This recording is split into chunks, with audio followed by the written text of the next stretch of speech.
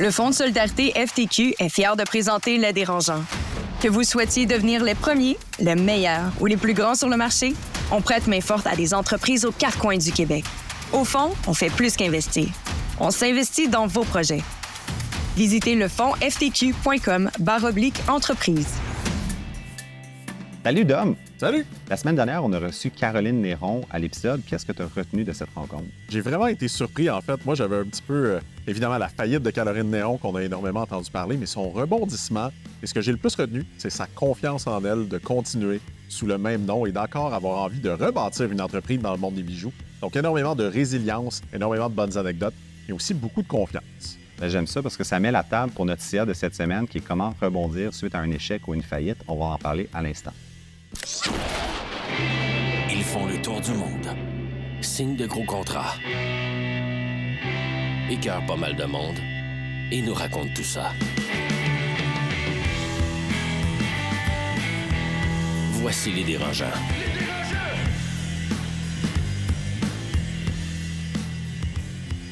Bonjour, ici Étienne Crevier à l'animation pour Les Dérangeants cette semaine. Donc, Les Dérangeants, c'est le podcast de la nouvelle génération des entrepreneurs au Québec, fièrement présenté par le Fonds de solidarité FTQ, propulsé par Astérix de Québécois et également en collaboration avec le quartier général de l'audace du Cégep de Saint-Jérôme, Blue HF, le cabinet d'avocats, et Kiera Capital Partners. Donc, à chaque semaine, je retiens des entrepreneurs qui sont avec moi pour débattre d'un sujet, d'un CA quelconque, que ce soit des Marc-Claude Duquette, des Louis-François Marcotte, des Carlo Coccaro. Et cette semaine, j'ai avec moi des Dominique Gagnon. Salut Étienne! Comment ça va? Super bien, toi. Ça va bien. Et j'ai avec moi Anne Martel. Allô? Allô, comment ça va? Ça va bien, ça va bien. Donc, petit changement par rapport à nos saisons habituelles antérieures. On n'a plus un PPP cette année, c'est un question dérangeante. Donc, pour mettre la table, question se réchauffer. En fait, la question dérangeante cette semaine, mesdames et messieurs, c'est le cas de Theranos, Elizabeth Holmes. Donc, pour ceux qui ne connaissent pas l'histoire, on peut la voir, la série sur Apple TV, qui ont fait vraiment un gros power. Il y a aussi le livre Bad Blood de John Carreneau, qui était très intéressant. Bill Gates a dit que c'était sa meilleure lecture de 2021. Je le recommande fortement. Mais le cas de Theranos, en fait, c'est une entrepreneur qui a vraiment vendu du rêve à ses investisseurs et qui pensait être capable de livrer un jour la solution, mais qui n'est jamais arrivé et qui a vraiment créé une bulle autour d'un produit qui était faux. Donc, ma question dérangeante pour vous, mesdames et messieurs, avez-vous déjà fait un Elizabeth Holmes de Theranos de vous-même? Avez-vous promis quelque chose à un client ou un partenaire ou un financier que vous n'aviez pas encore dans les boîtes et que vous deviez pédaler pour livrer? Tu sais, moi, j'ai opéré dans l'univers de l'intelligence artificielle puis de la Par définition. Par définition. En fait, donc, ce que j'ai promis, c'est pas tant des résultats, c'est essayer d'être la meilleure à déterminer le moment de la maturité technologique.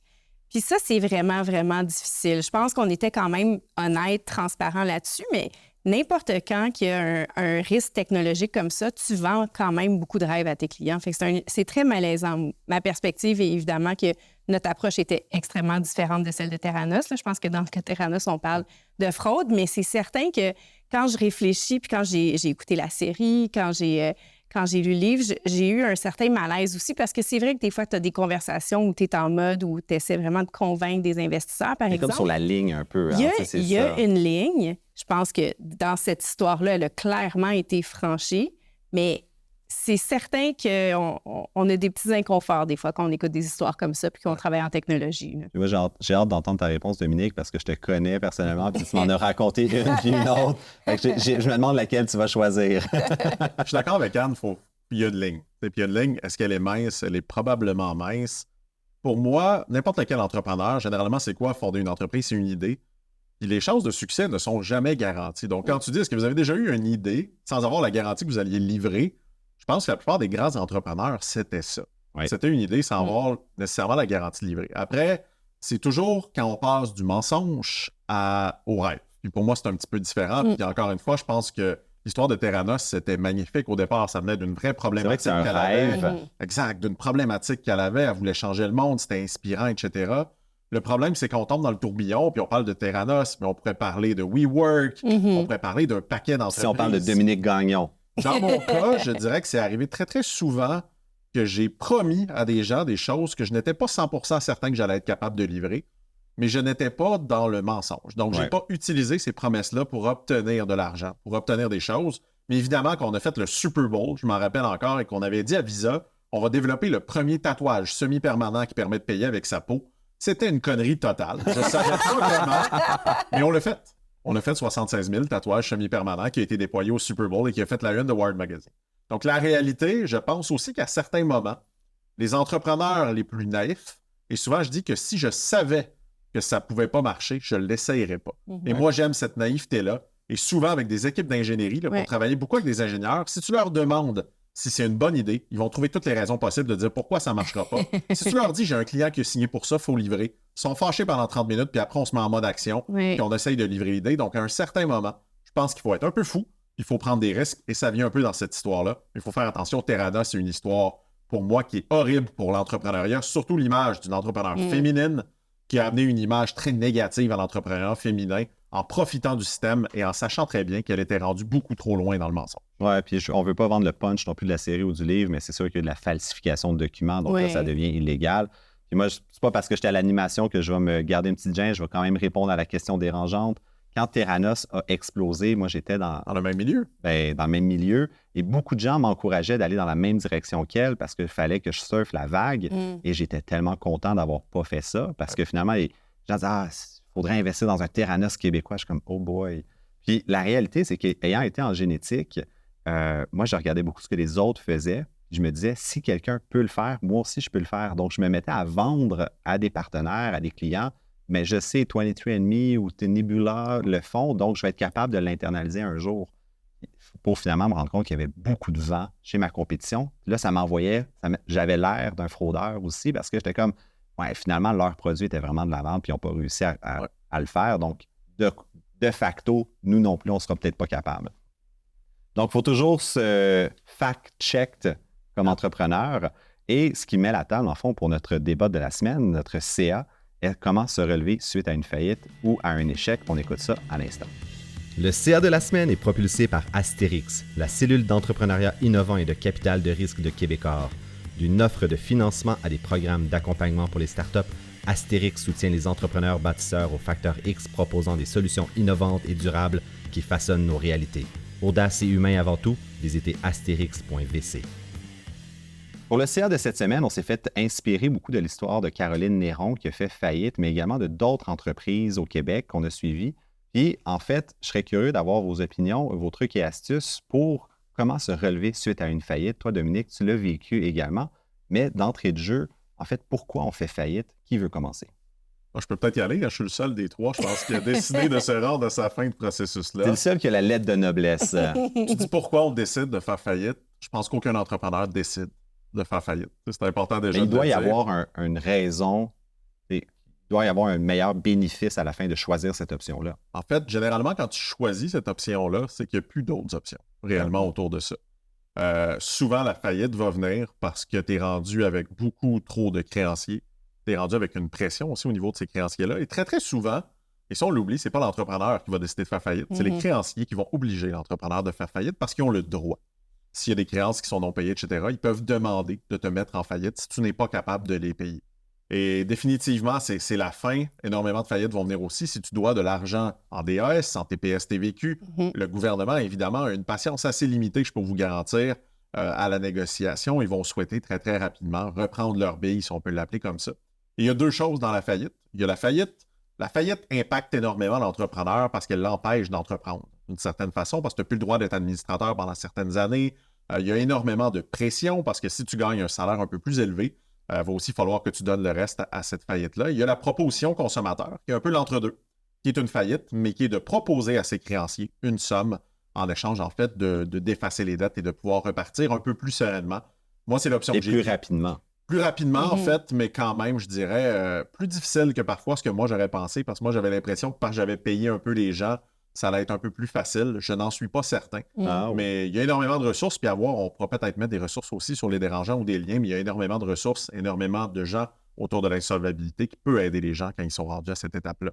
Quand on est rendu au point de la faillite, en fait, c'est que c'est l'externe par rapport à l'entreprise elle-même qui disent « là, on veut que tu arrêtes et tu liquides ». Pas toujours. Okay. Ça peut être toi. Par exemple, si tu reçois 50 appels par jour de créanciers fâchés, que cette pression-là, tu sais très bien que tu ne vas plus t'en tirer. Tu peux toi-même décider d'aller voir un syndic de faillite, par exemple, et de dire « je suis à bout ». Généralement, le syndic de faillite va analyser tes chiffres, analyser ta situation. Et à certains moments, il va peut-être te dire « non, tu n'es pas en situation de faillite en ce moment, tu peux la redresser ». Donc, il y a aussi de la restructuration d'entreprise qui peut se faire, qui est pré-faillite généralement. Mais généralement, si l'entreprise est rendue au bout du rouleau, ben, c'est soit l'entrepreneur qui va dire « j'en peux plus, je ne pense pas que je vais m'en tirer », qu'un syndic va dire « effectivement, je crois que tu es rendu à cette étape-là ». Ou sinon, ça va être des créanciers qui vont dire « désolé, nous, on est à bout, on veut être payé. » Et une des façons de se payer, c'est de déclarer faillite. Et en fait, pour nos auditeurs, quand est-ce que les avoirs de l'entrepreneur partent avec la faillite? Veux-tu en parler? Non, Moi, ils sont partis avec les miens, fait que donc, je l'ai vécu. En fait, la première chose qui est importante à savoir comme entrepreneur et que, sincèrement, moi, je ne savais pas suffisamment, c'est quoi le rôle d'administrateur de société. Ce n'est pas juste votre nom au registraire des entreprises, c'est une pression énorme et ça vient principalement avec cette pression-là. Donc, il y a 2 moments dans lesquels vous pouvez perdre votre argent personnel ou vos économies, parce que même si tout le monde vous dit que l'incorporation est une personne morale distincte, elle est très peu distincte de vous. Donc, quand tu as co-signé, quand tu as endossé. Exactement. Donc, 2 cas de figure, tout ce qui est caution personnelle, endossement. Évidemment, la plupart des banques vont vous demander ça au départ et quand ça va mal, ils vont souvent vous le demander. Donc, il y a toute cette portion-là. Donc, si vous avez cautionné votre marge de crédit et que vous devez 500 000 sur la marge de crédit, le banquier doit se payer à même l'entreprise au départ, mais s'il en manque, il cogne à votre porte et il vient le chercher. La deuxième chose, c'est évidemment en tant qu'administrateur, si vous n'avez pas payé de TPS-TVQ, d'impôt, de DAS, vous êtes automatiquement, personnellement, tenu responsable de rembourser ces sommes-là. Et c'est souvent ces sommes-là qui sont les plus grandes et qui montent le plus rapidement dans une faillite. Et là, évidemment, c'est Revenu Québec, Revenu Canada qui tombe sur votre dos et qui va s'assurer d'aller jusqu'à saisir vos comptes. Moi, je suis déjà été chez Starbucks, carte refusée, parce que malheureusement, Revenu Québec avait décidé que c'était le temps de saisir mes comptes. Il y a certaines assurances pour ça. Est-ce que c'est utile dans un contexte comme ça? On va les DNO, Oui. Directors and Officers, Exact. qu'on appelle souvent. Exact. Ces assurances-là sont utiles généralement quand tu es un administrateur comme un investisseur ou Oui. du siège. Évidemment, moi, je Oui. le demande à tout le monde. Absolument. J'en ai chez Connect & Go. Mais la réalité, tu es quand même responsable. Donc, généralement, ça va plus te protéger s'il y a des cas de figure, exemple, de la cybersécurité et des poursuites de gens. Mais les DAS, les TPS, les TVQ, généralement, c'est les administrateurs qui vont être tenus responsables et c'est pas la compagnie d'assurance parce qu'elle va dire que si vous ne les avez pas payés, c'était de votre faute, c'est de la négligence. Et il faut partir avec l'idée, vous ne payez pas vos taxes, vous allez les payer un jour. Puis on en parlera un peu plus tard dans le CA parce qu'on a tous des histoires personnelles. On a tous malheureusement fait un peu un MBA de la faillite à notre façon, à notre rythme. Mais moi, ce qui m'avait vraiment marqué le plus quand j'ai passé proche, c'est le fait qu'une faillite n'efface pas tout. En fait, c'est vraiment une faillite, c'est contre les créanciers, contre, on en a parlé plus tôt avec l'entreprise de Caroline Néron, En fait, tu as tes créanciers, tu peux avoir tes employés d'une certaine façon, si tu as des sommes que tu dois. Tu vas avoir tes banques, évidemment, donc tu vas avoir tes fournisseurs. Donc tes fournisseurs que je cherchais. En fait, c'est contre quand même la majorité des personnes qui gravitent autour de l'entreprise. Mais tout ce qui est dû à tes employés, tu ne peux pas t'en sortir, même après une faillite. Et ce qui est dû au gouvernement, ça te suit. Tu vas devoir payer ça d'une manière ou d'une autre un jour, là. Pas nécessairement. Il faut faire attention. En fait, si ça va venir, c'est là qu'on parle de la faillite personnelle. Donc, si par exemple, tu dois 1 million à Revenu Québec de TPS-TVQ non payé, que tu n'es pas capable de le payer à même l'entreprise, ils vont venir le chercher chez toi. Et c'est là, si tu es capable de le payer personnellement, c'est réglé. Si tu n'es pas capable, tu vas aussi faire une faillite personnelle. Mais une fois que tu as fait une faillite personnelle et qu'il n'y a plus d'autres endosseurs, ça se termine quand même là. Tu ne dois plus d'argent. Si tu fais une proposition consommateur, par contre, évidemment, te proposer un arrangement. Si Revenu Québec l'ont accepté, il va falloir définitivement le payer. Caroline en parlait dans son épisode. Ils ont refusé la proposition consommateur. Ça, c'est quand même ils trouvaient que c'était pas assez généreux. C'est classique, par contre, parce que les créanciers vont souvent avoir beaucoup moins de recours que Revenu Québec. Donc, ils vont s'attendre à avoir plus, définitivement. Mais si vous faites une faillite personnelle, généralement, une fois que c'est fait, et la faillite personnelle, c'est la plus grande délivrance, même si c'est le moment le plus difficile parce que l'entreprise, c'est l'entreprise, mais quand c'est ta vie, tes enfants, ta famille, ta maison, c'est d'autres choses. Mais oui, à la fin de tout ça, c'est faux de dire qu'il faudrait quand même payer par la suite. Du moment où tu as tout perdu, tu as tout perdu. Ben, c'est ça, parce que l'entreprise a fait faillite, c'est une chose. Puis là, après ça, mais il y a les individus. Les individus, ça peut tackle down, qu'on dit. Il y a un effet cascade. Puis, mais c'est vrai, en fait, aussi que dans la faillite, il y a une délivrance, ultimement. C'est une façon de tourner la page, parce qu'on peut finalement dire, bon, ben, je me repars, là, what's next? Puis Bill Gates disait, puis on l'a utilisé dans notre autre épisode, moi, je n'investis pas dans quelqu'un qui n'a pas déjà fait faillite parce que c'est vraiment un des plus grands apprentissages de vie qu'on vit, là, qu'on peut passer au travers. Toi, tu le sens comme ça, Dominique? Je pense que je pourrais faire attention. Tu sais, tu dis une fois que tu as fait faillite, c'est là que tu dis je repars. Sincèrement, tu ne peux pas repartir. Tu as besoin d'une pause entre les deux. Généralement, tu vas avoir besoin de te trouver une job la première fois de ta vie parce que tu as besoin aussi, évidemment, d'entrer d'argent.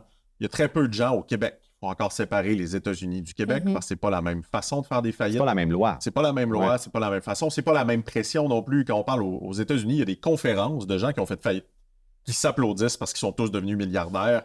Essayez pas ça au Québec, je peux vous garantir que ça ne marchera pas. Mais définitivement, je ne suis pas certain que tu penses à te repartir immédiatement parce que tu es tombé au plus bas. Moi, je pense que c'est quand même le plus bas. Par contre, c'est là que tu recommences, on pourrait dire, à te reconstruire. Autant d'un point de vue crédibilité, comme Caroline Néron, de dire à un certain moment, tu as envie que personne te voit, tu as envie d'être plus personne, mais par la suite, tu peux te rebâtir parce qu'il y a énormément de gens aujourd'hui qui ont eu des succès monumentaux, qui ont fait faillite, et je le souhaite à Caroline, avec son histoire, de dire que demain, ça va peut-être redevenir un success story avec des meilleures bases parce qu'on apprend énormément. Avant d'aller sur l'autre point, je veux revenir sur la proposition aux consommateurs parce que je serais curieux d'avoir votre opinion quand on parle de justement rembourser ses créanciers dans 50 sous dans piastres.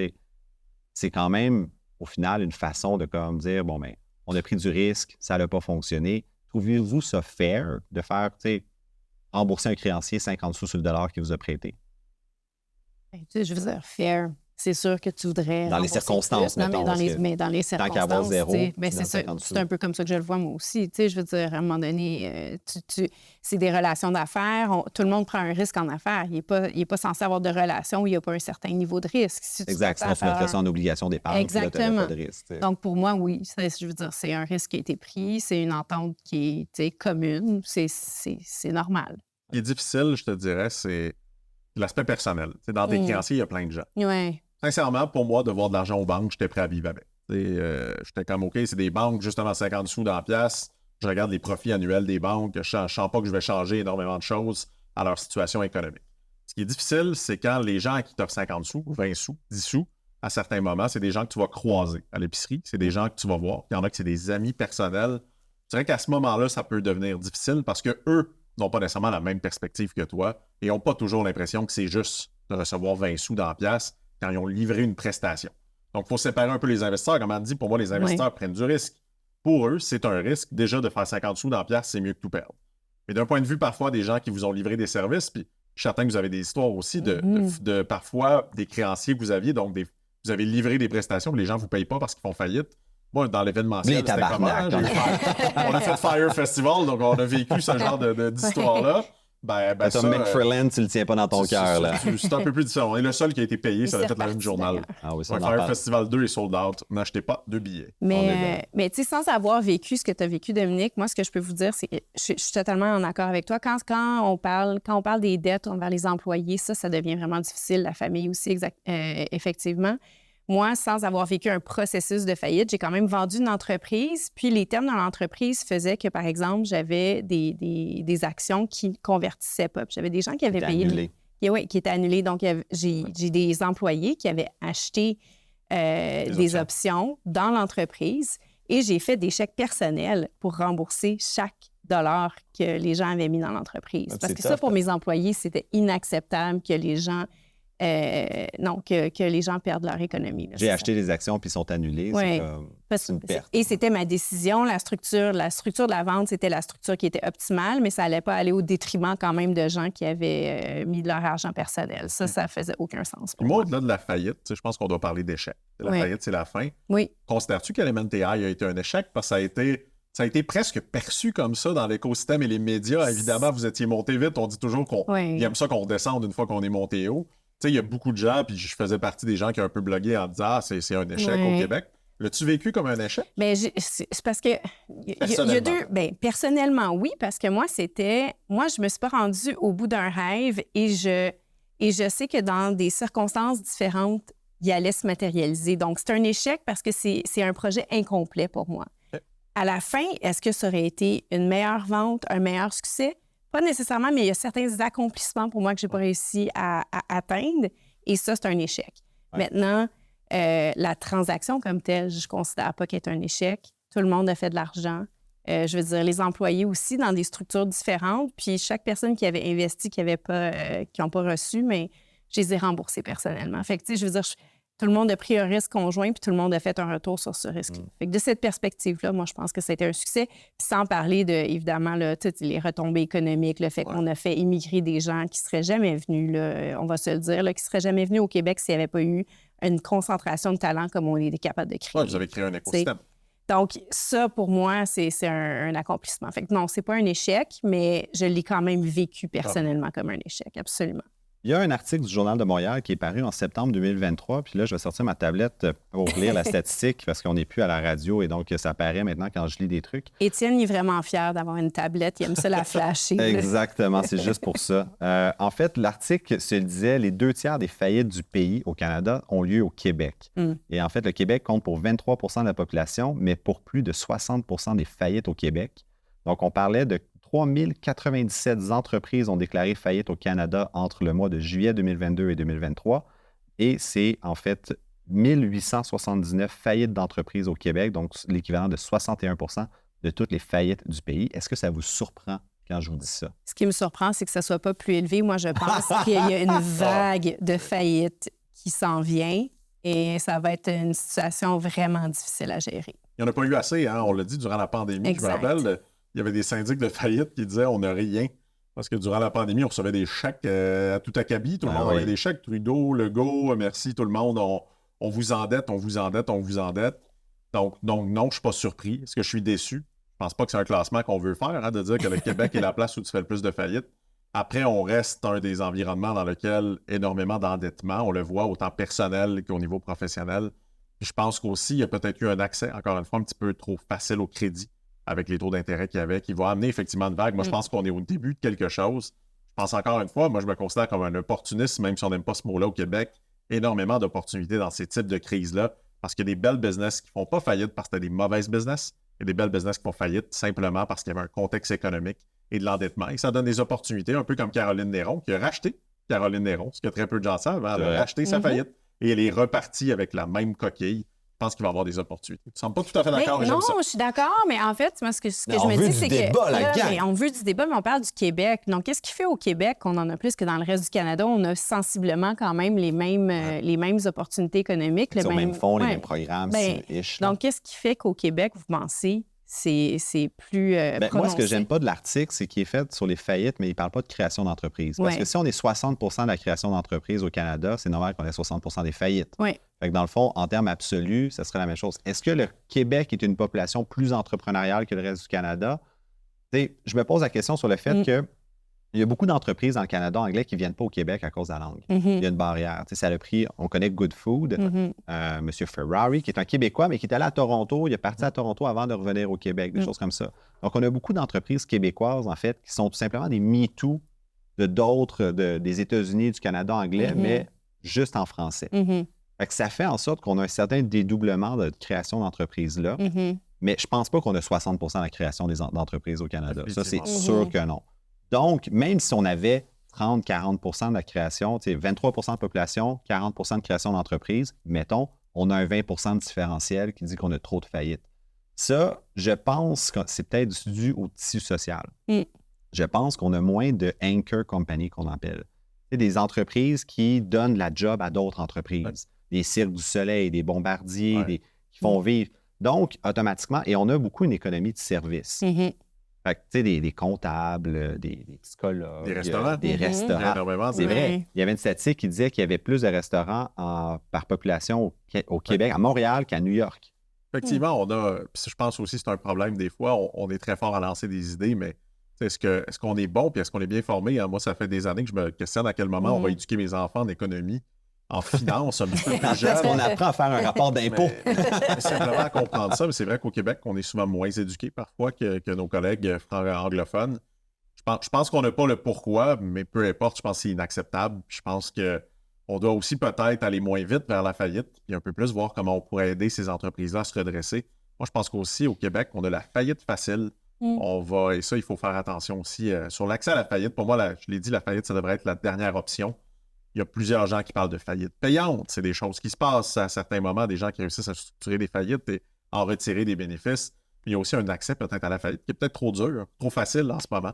et qu'on devrait rendre un petit peu plus difficile. En tout cas, il y a un magasin de tapis à Côte-des-Neiges que ça fait 25 ans, je pense, qui est en vente de faillite. Certainement, il y a des gens qui gagnent de la faillite. Finalement, c'est comme quasiment du marketing rendu là. C'est quand est-ce que ça, on va le mettre sur LinkedIn? Là? C'est quand j'ai mon badge. Le CA des dérangeants, une présentation de Kera Capital, la plus importante banque d'affaires indépendante québécoise offrant des services conseils pour vos projets de vente, d'achat et de financement d'entreprise. Avec plus de 300 collaborateurs dans 35 pays, Kera Capital vous offre un monde à la hauteur de vos projets. Badge. Et pour moi, le plus important en ce moment, puis moi, ce qui me fâche, c'est qu'il y a beaucoup de gens qui vont faire faillite et que c'est pas de leur faute. Oui. Et puis on l'a dit avec Caroline, on est tous responsables d'une faillite, mais il y a énormément de gens qui se sont fait fermer leur business pendant 2 à 3 ans. Oui. Des gens qui se sont fait obligés de prendre des prêts. Je pense à Juliette et Chocolat qui a une super belle histoire. Là. Je comprends que des François Lambert ont envie de se taper dessus, mais la réalité... Ouais, François là, Lambert tape sur tout le monde, de toute façon. effectivement, il y avait énormément de choses qu'elle ne contrôle pas. C'est vrai qu'en entrepreneur, on essaie d'auto-contrôler. On parle du commerce de détail en ce moment. Moi, j'ai investi dans une compagnie. Tu augmentes de 40% les coûts. Tu as les coûts de transport qui augmentent. Tu as les gens qui ont moins d'argent. Donc, je pense aussi que malheureusement, c'est pas toujours la faute des gens. Puis, c'est l'image qu'on donne souvent. Il a fait faillite, il a pas bien géré ses choses. Moi, je pense qu'il y a beaucoup de gens qui vont échouer prochainement et que la faute leur revient en partie, mais qu'il y a énormément de macroéconomie autour de ça. Puis ça va être difficile parce que c'est des gens qui perdent. Tu parles de Juliette et Chocolat, qui est un exemple récent. Il y a eu quelques faillites spectaculaires dans les récents mois, puis là, je pense qu'il y en a quelques-unes qui s'en viennent, malheureusement. Là, on ne peut pas se le cacher avec le courant économique. Anne, est-ce qu'il y a une faillite qui t'a vraiment marqué, toi, dans ton imaginaire? Oh mon Dieu, une faillite qui m'a marqué dans mon imaginaire. Groupe Sélection, Centre du rasoir, Téléro. Oui, Centre du rasoir, j'adorais que Anne dise Centre du rasoir. Ça m'a marqué. C'est Vous le voyez la premier- barbe de Anne est toujours c'est impeccable. le premier qui me venait en tête, Étienne. C'était dans la recherche, que si vous l'aviez lu, c'était là. Écoute, je pense que moi, c'est pas tant... C'est pas ça qui frappe mon imaginaire tant que ça. Moi, c'est vraiment les histoires de start-up qui se rendent à ça, qui me rejoignent un peu plus, Smart Hello, l'ayant vécu moi-même. Fait que ça, je pense que...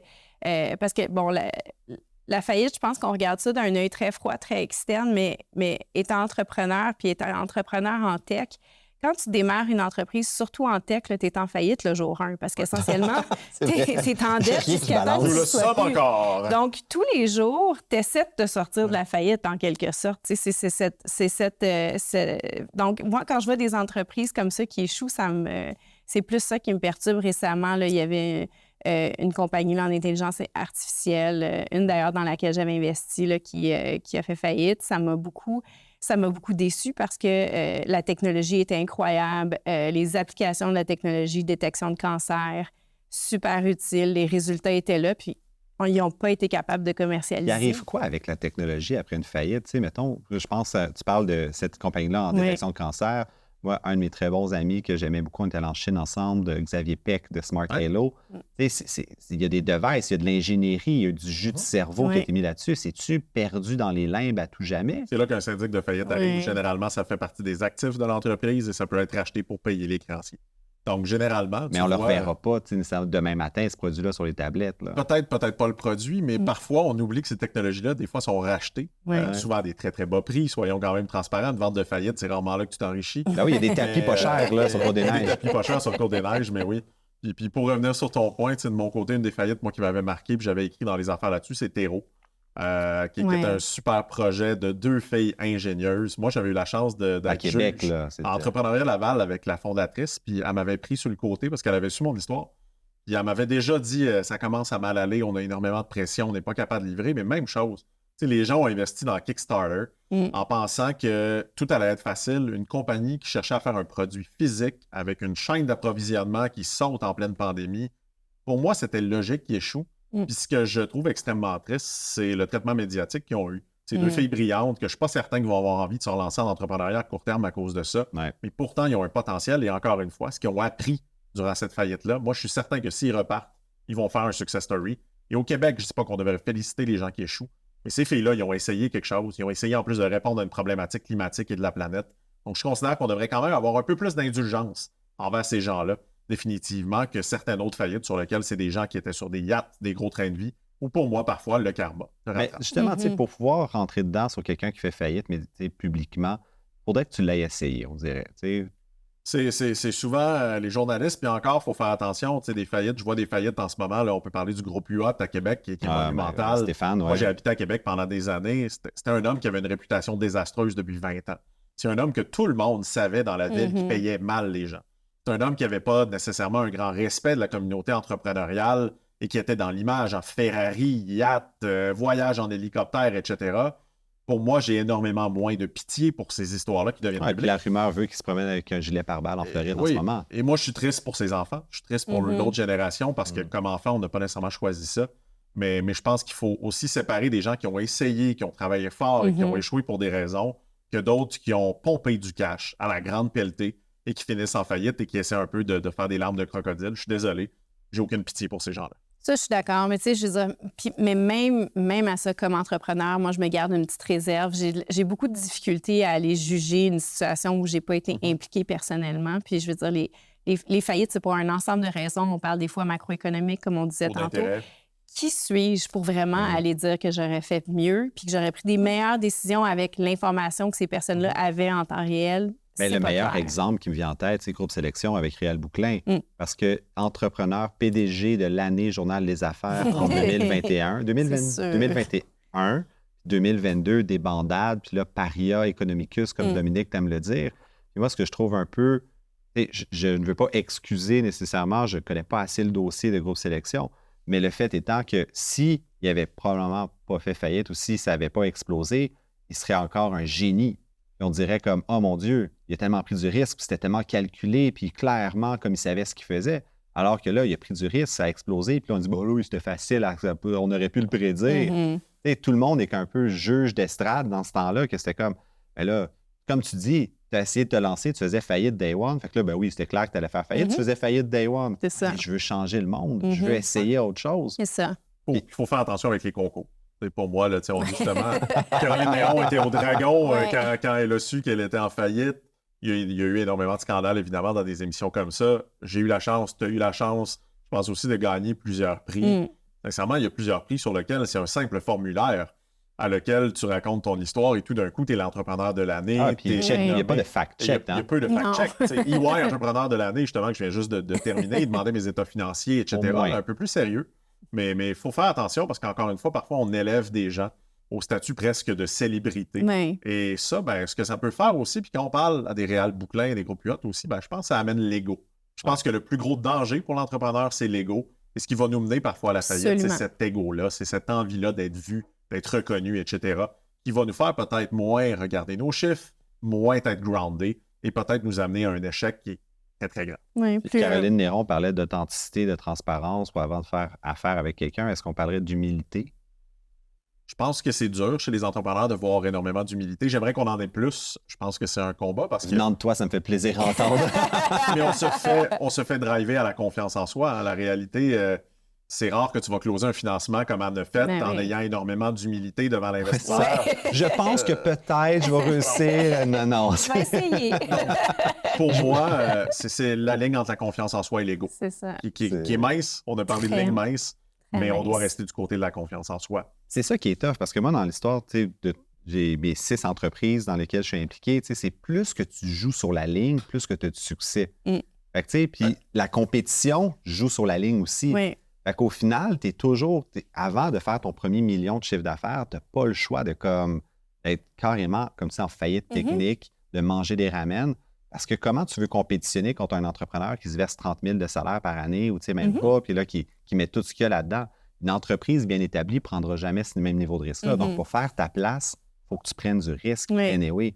Puis, en fait, je serais juste curieux de vous entendre dans vos vies personnelles. Est-ce que vous prendriez le même risque aujourd'hui que vous avez déjà pris, soit pour Element AI ou pour, en fait, Piranha, qui était ton agence?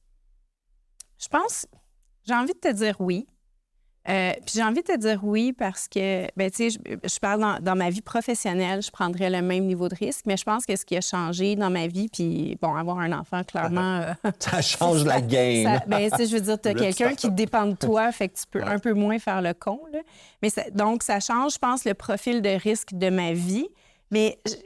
en entrepreneuriat, je pense que j'ai quand même le même appétit. Tu sais. Ah ouais. L'adrénaline. Ouais. C'est le fun, prendre du risque. tu sais. On est tous les deux en tech, hein? Fait que toi aussi, C'est toi, addictif. t'es allé un peu du côté traditionnel de la force avec l'immobilier, mais en tech, le Mais risque. tu vois, Étienne Borgéa, qui est notre épisode, dans Ouais. le fond, au début de la saison, m'a fait du bien à entendre parce qu'il disait, au début, quand tu vends, tu mets ça dans un côté safe, puis ensuite, tu le regambles. Mhm. Tu vois, tu sais, c'est ton vieux gagné, ton nouveau gagné, puis le nouveau gagné, je le gamble, puis là, je suis prêt. Là. Fait que message d'intérêt public, mais Étienne est prêt à investir quand il y a plus d'argent dans le marché. Ah, c'est que je suis dans la Un marde bon d'avoir moment dit pour ça. recevoir des messages. Mais puis je veux peut-être plus creuser ton cas, Dominique, parce qu'avec Piranha, ça a été une accumulation d'erreurs, mais Une mauvaise décision. de mauvaises personnes. Aussi, énormément. Puis, mais tu dis à la base, c'est que tu ne checkais pas tes chiffres. Effectivement. Puis le déclic est venu de l'école d'entrepreneurship de Beauce, Pascal Pilon, Il était super entrepreneur, lender. qui dit un fondateur qui ne s'occupe pas de ses finances, c'est pas un bon fondateur. Je suis venu au bureau, je décide que je vais m'en occuper de mes finances, mais je découvre un peu trop tard qu'il y avait des millions de dollars, un peu plus d'1 million de dollars qui a été détourné.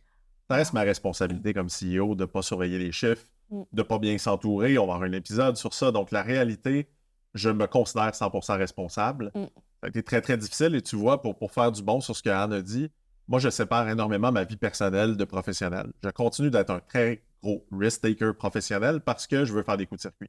Mais j'ai développé, c'est même une discussion avec ma psychologue, une insécurité financière personnelle. Ouais. Donc, la réalité, personnellement, Rationnel j'ai ou non rationnel? complètement irrationnel, Mhm. dans ce Ah ouais. sens où j'ai des sommes importantes aujourd'hui dans mon compte chèque que je ne place pas parce que j'ai peur que ça disparaisse.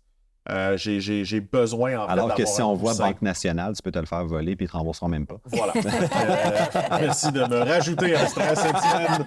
Mais je suis insécure. Donc, la réalité aujourd'hui, je pourrais dire que je suis indépendant, mais je continue J'ai fini de payer ma maison, tout est fait, et je continue d'avoir peur personnellement de Oui. tout perdre parce que moi, j'ai vécu ce moment-là avec un jeune enfant qui venait d'arriver. C'était une autre chose. T'sais, les enfants, moi j'ai vu l'auto partir sur une plaque qui viennent chercher l'auto et qui la remorque parce qu'ils la saisissent.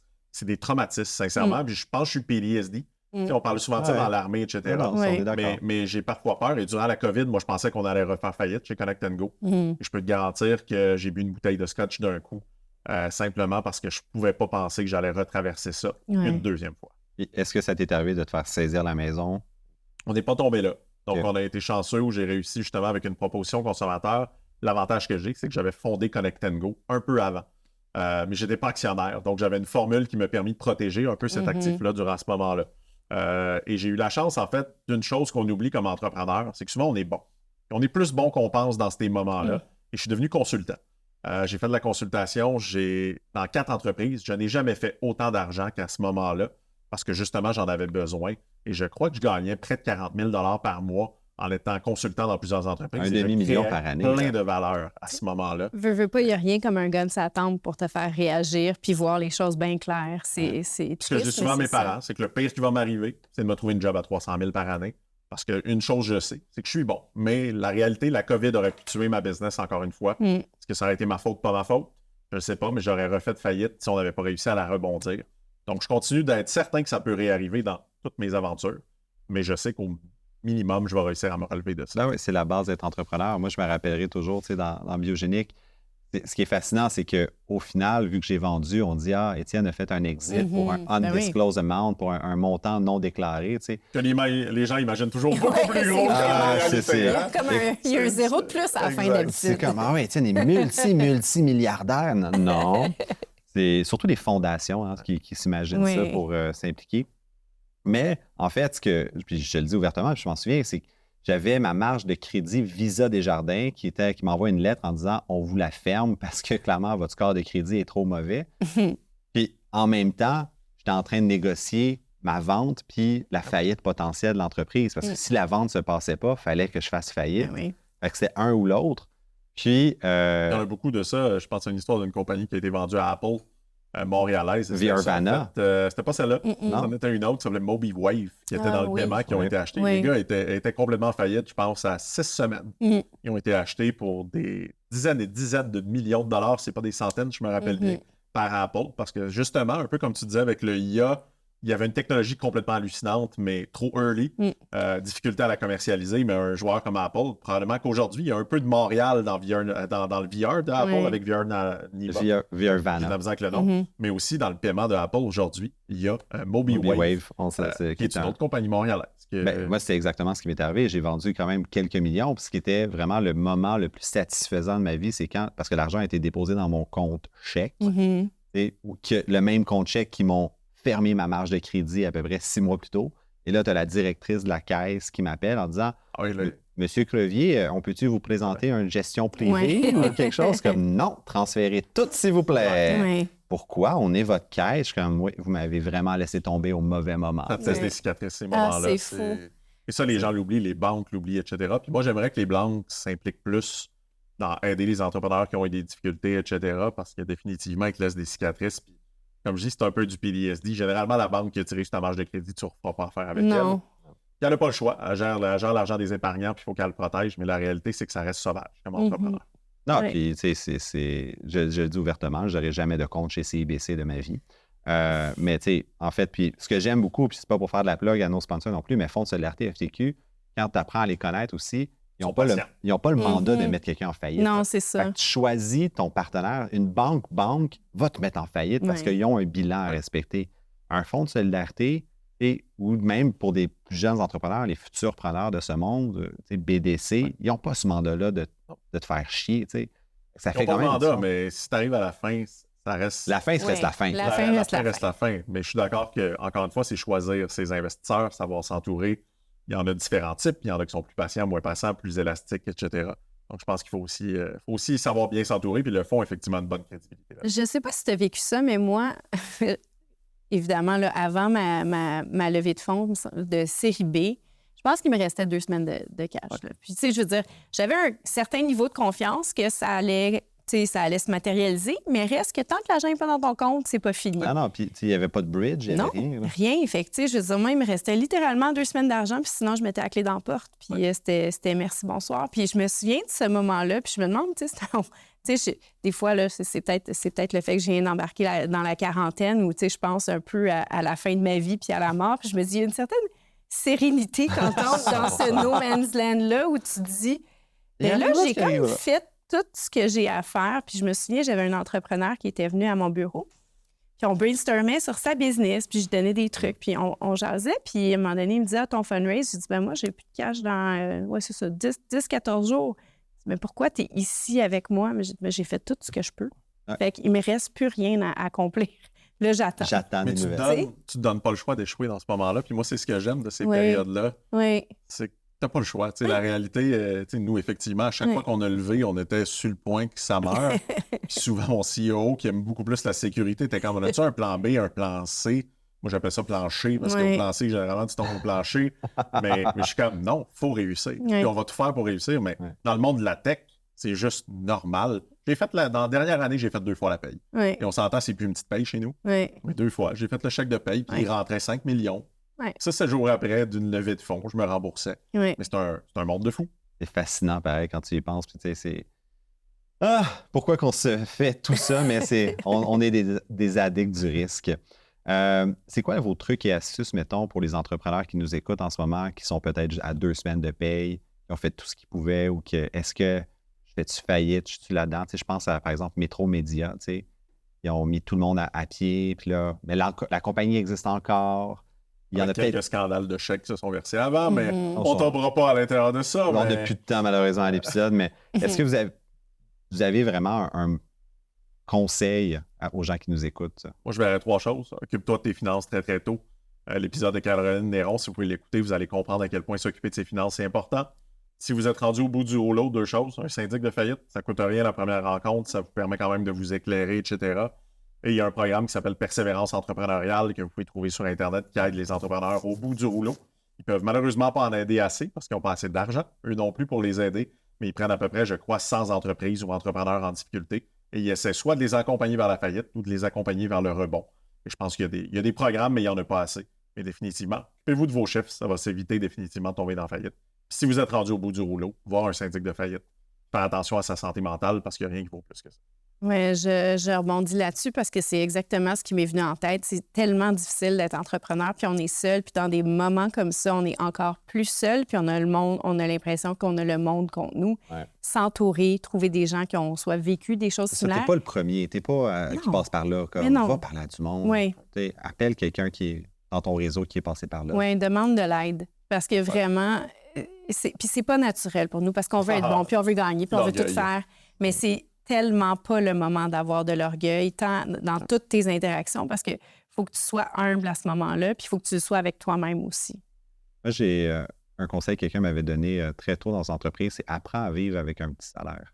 Ouais. Ça, j'avoue que... Pas changer ton train de vie, ça, c'est des Et on l'a vu, tu sais, Caroline Néron en parlait, qu'elle, quand elle était sur des yachts, elle a vécu dans des soirées, des nuits d'hôtel à 1 000 la nuit, tu sais, c'était bien le fun, mais c'est un coup raide quand tu te rends compte qu'il n'y a plus d'argent dans le compte. Ouais. Quand tu peux ne pas te verser de salaire pour aider ton entreprise, ça va contre toutes les théories de « pay yourself first » qu'on dit, mais vivre avec un petit salaire, c'est ça qui peut vraiment te donner un avantage compétitif. Puis moi, je l'ai vécu où est-ce que je suis monté avec un gros train de vie aussi, puis là, je suis vraiment redescendu beaucoup plus frugal. Là, t'es dans une chaloupe. Pas pire, exact. Moi, c'est comme... Mais Étienne a de l'argent pour investir chez vous. Mais justement, parce que je vis de manière frugale, Voilà. puis ça l'enlève un gros stress de dire, qu'est-ce qui arrive si je fais faillite? Ben, j'ai pas besoin de beaucoup anyway pour être, bien vivre et être heureux. Fait que ça l'enlève énormément de stress.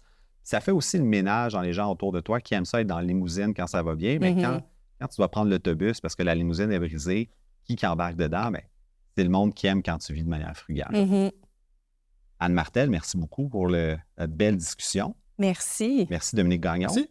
Donc, c'est déjà tout pour nous cette semaine. En fait, on se retrouve la semaine prochaine pour un nouvel épisode des Dérangeants. N'oubliez pas de nous suivre sur toutes les plateformes Apple Podcasts, Spotify, Google Podcasts. On a notre site web lesdérangeants.com, notre nouveau site web, comme on a déjà annoncé, avec plein de ressources, et également notre nouveau channel YouTube où est-ce que vous pouvez vous abonner, cliquer sur la petite cloche pour recevoir des notifications de tous les nouveaux épisodes pour rien manquer. Et on se revoit la semaine prochaine. C'était Étienne Crevier à l'animation qui vous dit au revoir. Le podcast de la nouvelle génération d'entrepreneurs au Québec. Les Dérangeants. Les Dérangeants!